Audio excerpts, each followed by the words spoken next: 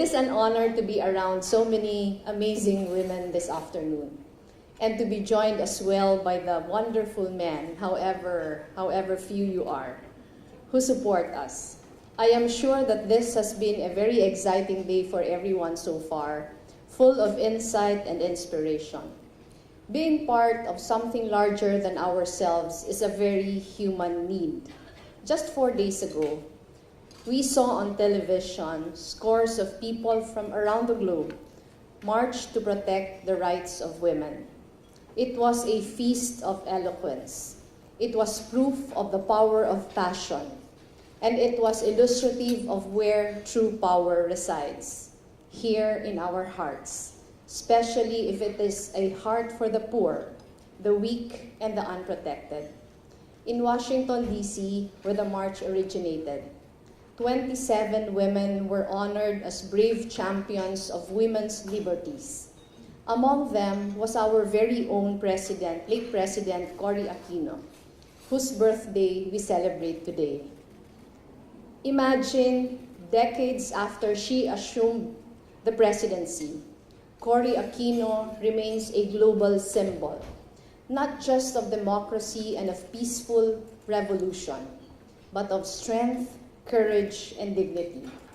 All throughout our nation's history and today's very difficult times, there are many Filipina heroes just like Cory Aquino. Our society, is in fact very appreciative of women. Consider this. The Philippines currently ranks 7th in the 2016 Global Gender Gap Report by the World Economic Forum. Our ranking puts us ahead of over 100 of other states, including advanced economies like Switzerland, Germany, and the United Kingdom. We enjoy more civil liberties than most women around the world.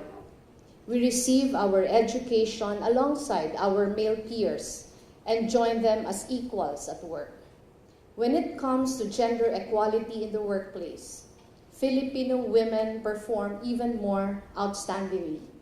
Globally, the Philippines has the second largest proportion of women in senior management roles, second only to Russia, and ranking highest in all of Asia. Grant Thornton International Report 2016, Women in Business, Turning Promise into Practice. There are also many women in the political sphere. But when we go deeper into the numbers, there's a hidden narrative. While we're number 2 in the world for the highest share of female senior managers, that proportion lies at just 39%. And that is not even half of our country's senior executives.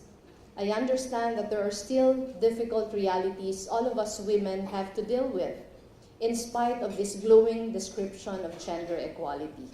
For instance, despite our progress in closing the gender gap, our country continues to be patriarchal.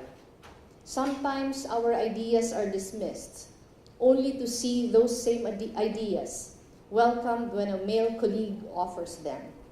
Or maybe you've seen how male bosses are expected to be domineering, whereas assertive female executives are passed off as bossy. Something in the seat of power makes your niece the subject of national discussion. Altogether, it seems that women have to work extra hard to achieve a certain level of success and credibility. And along the way, we put ourselves in the crosshairs of prejudice.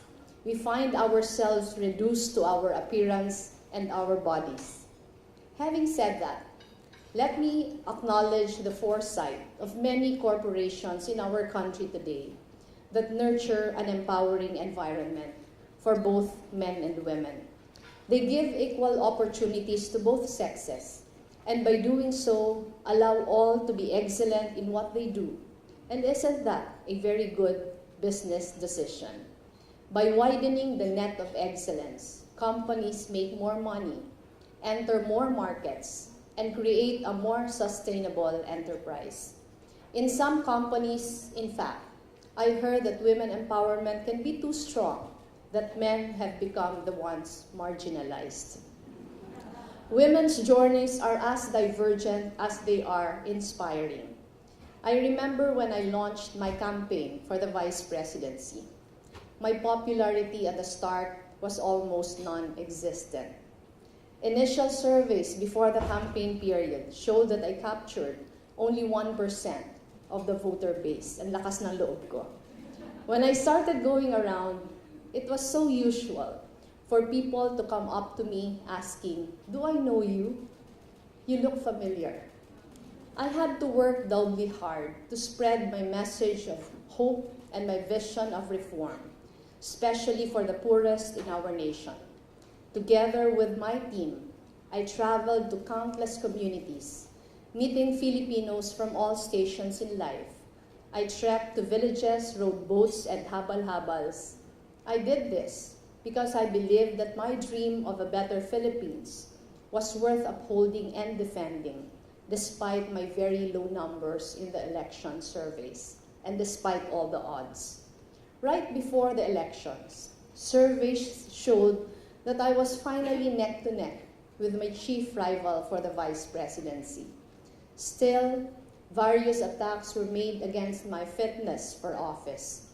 I have heard that I was only popular because of my late husband, Jesse, and that I knew nothing about serving the people. Never mind that my extensive track record in public service spoke for me, and that I was already Congresswoman of the 3rd District of Camarines Sur when I campaigned. I do not know of many men in politics who are accused of inexperience, despite overwhelming proof to the contrary. While my husband Jesse's legacy, not just as a public servant, but also a husband and a father, wholly inspires my work, everyone who knows me up close knows that I am my own person. I am my own woman, and it was Jesse who encouraged me to be so.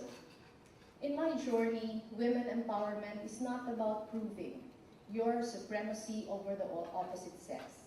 It is about knowing that there is a time to lead and a time to follow. There is a time to speak and a time to listen. There is a time to agree and a time to disagree. Jesse's respect for my work and his support for my advocacies gave me a healthy understanding of the role of each of us in the things we were most passionate about. Our family, his then service to our native Naga City, and my fight as a human rights lawyer for the poor and the disenfranchised. Now as Vice President, one of my principal advocacies is empowering Filipinas, particularly the poorest and the most marginalized.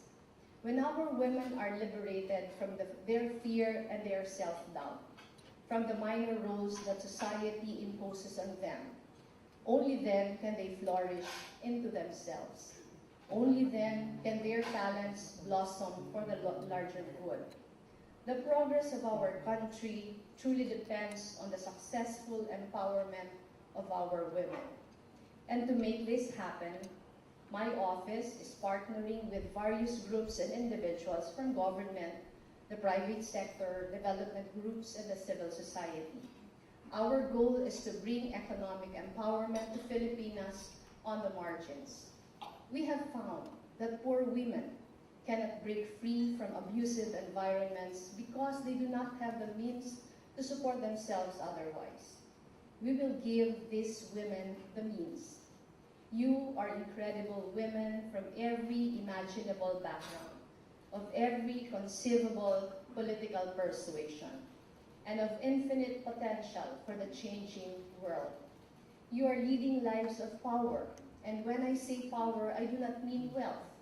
I do not mean your trophies or fame. The power you possess is your ability to make a huge difference in the lives of our fellow men. Make the most of this ability. Use your influence so that people less fortunate, especially the women, will be as empowered as you are. And remember, power does not depend on brute force or macho posturing.